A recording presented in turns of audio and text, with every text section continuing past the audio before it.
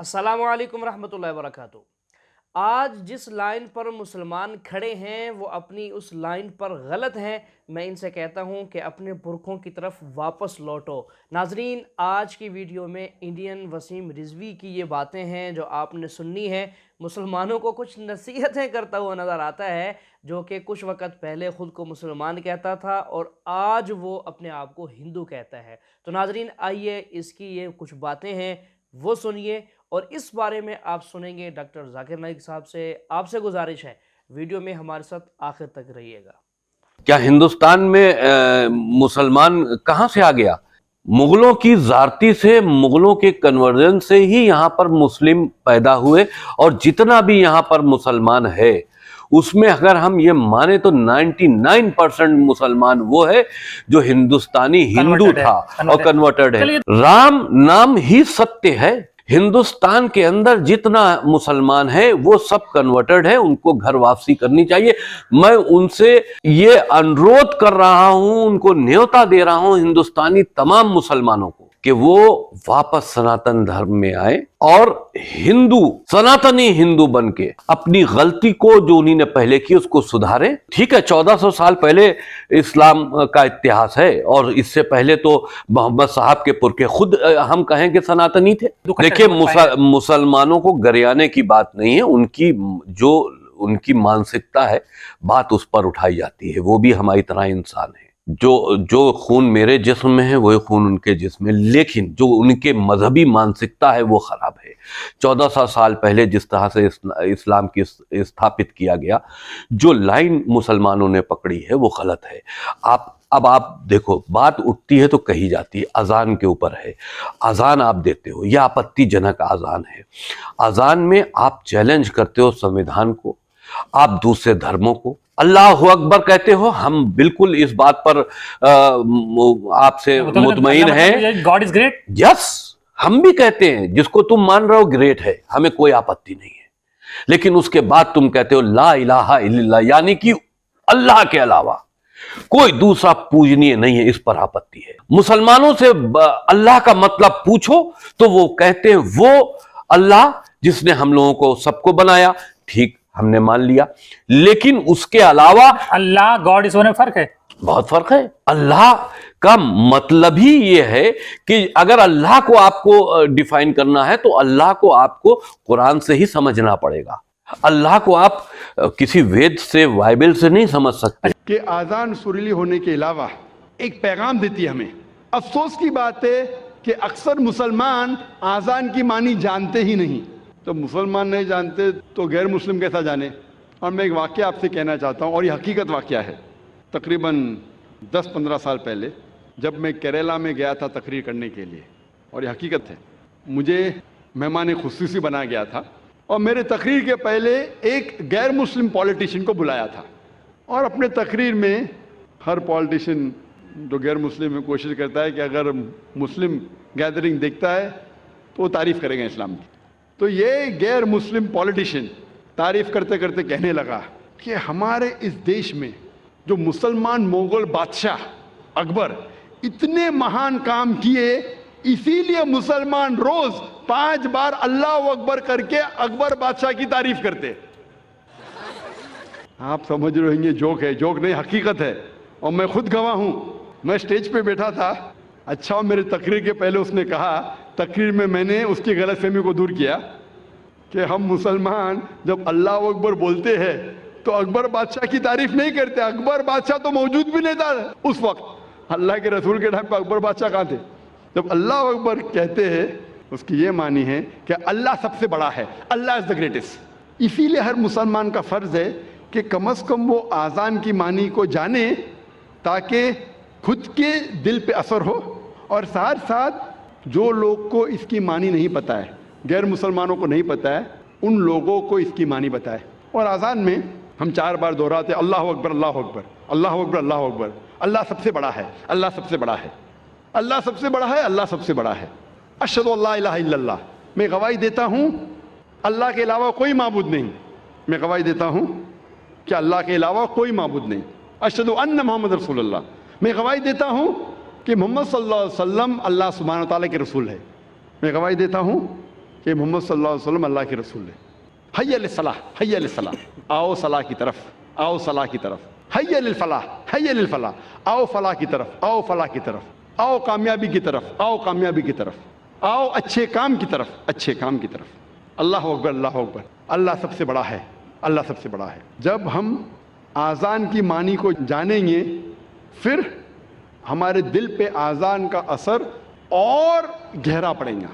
صرف عربی نہیں جاننے کے باوجود پڑھتا ہے الحمدللہ ثم الحمدللہ، لیکن اگر اس کی معنی جانے تو انشاءاللہ یہ اور گہرا اثر کرے گا آپ کے دل پر اور آپ کے دماغ پر. اللہ تعالیٰ فرماتے سورہ جمعہ میں، سورہ نمبر 62 آیت نمبر 9 میں، کہ جب آپ جمعہ کی اذان سنتے ہیں تو فوراً جمعہ کی نماز پڑھنے کی طرف جائیے، جماعت کی طرف جائیے. اذان صلاح جو جماعت میں ہوتی ہے اس کے پہلے دینا ضروری ہے. میں یہ جاننا چاہتا ہوں کہ اسلام دھرم کی استھاپنا کب ہوئی اور اس کے سنستھاپک کون تھے؟ آپ ذرا آپ کا سوال پھر سے دہرائیں گے؟ سر، جاننا یہ چاہتا ہوں کہ اسلام دھرم کی استھاپنا کب ہوئی اور اس کے سنستھاپک کون تھے؟ جی ناظرین، تو اب جو یہاں سے اگلی ویڈیو ہے وہاں آپ کو دوسرے سوال کا جواب ملے گا، یعنی دوسرے اعتراض کا ایک جواب ملے گا. لیکن میں ایک بات آپ سے یہ کہنا چاہوں گا کہ جیسے آپ نے ڈاکٹر صاحب سے سنا ہے کہ اذان کے متعلق وہ ارشاد فرما رہے ہیں، میں بھی آپ سے یہی کہوں گا کہ اذان کے معنی اور مطالب، کہ اذان کے اندر مؤذن کیا کہہ رہا ہوتا ہے، ہر مسلمان کو کم سے کم یہ ہے کہ ان اذان کے معنی اور مطالب کا پتہ ہونا چاہیے کہ مؤذن کیا کہتا ہے اور اس اذان کے فوائد کیا ہیں، فضیلت کیا ہے اور اس کا جواب دینے کے کیا کیا فضائل ہیں. تو آپ سے گزارش ہے ان کو آپ سیکھیں. ٹھیک ہے جی، تو چلیے مزید سنتے ہیں. بہت سے لوگ کو غلط فہمی ہے کہ اسلام دھرم 1400 سال پہلے آیا اور محمد صلی اللہ علیہ وسلم اس کے بانی ہیں. اسلام دھرم جب انسان نے اس دھرتی پہ، اس زمین پہ قدم رکھا اس وقت سے پہلے سے اسلام ہے، اور محمد صلی اللہ علیہ وسلم اس کے بانی نہیں ہیں، اس کے فاؤنڈر نہیں ہیں. محمد صلی اللہ علیہ وسلم اللہ سبحانہ و تعالیٰ کے آخری پیغمبر، آخری رسول ہے. تو یہ دھرم انسان جب سے جنم لے اس کے پہلے سے ہے. اس کو بنایا کس نے؟ اللہ نے، خدا نے. اللہ تعالیٰ قرآن میں لکھتے سورہ عمران میں سورہ نمبر 3 آیت نمبر 19 میں، ان الدین عند اللہ الاسلام، صرف ایک ہی صحیح دین ہے وہ اسلام. اور اللہ تعالیٰ فرماتے سورہ عمران میں سورہ نمبر 3 آیت نمبر 85 میں کہ اگر کوئی دوسرا مذہب اسلام کے علاوہ اختیار کرتا ہے وہ آخرت میں خسارے میں ہے اور خدا بالکل اس کو نہیں مانے گا. تو صرف اللہ نے ایک ہی دین بھیجا، خدا نے ایک ہی دین بھیجا، وہ ہے اسلام. تو جتنے پیغمبر آئے، آدم علیہ السلام، نوح علیہ السلام، عیسیٰ علیہ السلام، موسیٰ علیہ السلام، محمد صلی اللہ علیہ وسلم، سارے پیغمبروں نے ایک ہی مذہب سکھایا، وہ ہے اسلام. اسلام آتا ہے لفظ سلام سے، جس کے معنی ہے امن، جس کے معنی ہے پیس. اسلام آتا ہے عربی لفظ سلم سے، جس کے معنی ہے کہ اللہ تعالیٰ کے خواہش کے مطابق زندگی بسر کرنا. تو اسلام کے معنی ہے امن حاصل کرنا اللہ سبحانہ و تعالیٰ کو ماننے کے بعد. اسے کہتے ہیں اسلام، اور جو اس پہ چلتا ہے اسے کہتے ہیں مسلم. بہن نے سوال کیا ہے کہ ان نے کتاب پڑھی، اس کے اندر بخاری کا حوالہ دیا گیا، مسلم کا، احمد کا، ترمذی کا. وہ یہ جاننا چاہتی ہے کہ یہ کتابیں اوتھینٹک ہے یا نہیں، کہ وہ صحیح ہے کیا نہیں.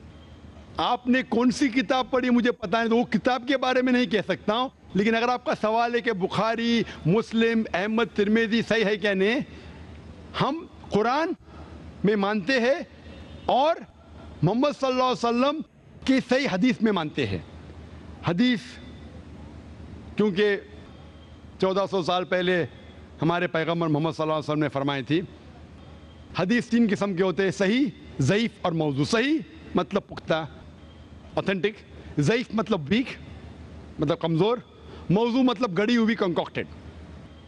جہاں تک کہ صحیح مسلم اور بخاری کا سوال ہے، یہ دونوں کتابیں صحیح مسلم اور بخاری، ان میں سے 100% جتنے بھی حدیثیں ہیں الحمدللہ صحیح ہے، دے اوتھینٹک.